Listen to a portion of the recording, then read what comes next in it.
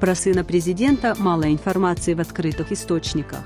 Известно, что Тимур Токаев в 2009 году защитил диссертацию о стратегии Казахстана в отношении Запада. Тимур Токаев, единственный сын главы Казахстана, родился он в 1984 году. В открытых источниках информации о нем довольно мало. Известно, что в 2009 году сын будущего президента защитил диссертацию на тему «Стратегия Республики Казахстан в отношении Запада. Национальные интересы, приоритеты, направления». Тимур Касым-Жомартович, кандидат политических наук и бизнесмен. 6 лет назад была информация, что он соучредитель Аби Petroleum Capital. Писали, что компания занимается добычей углеводородного сырья на месторождении Грядовое в Атыраульской области. В 2012 году выручка выросла до 3,2 миллиардов тенге, 21,3 миллиона долларов при курсе 150 тенге за доллар. Тимур Токаев, учредитель благотворительного фонда имени своего деда,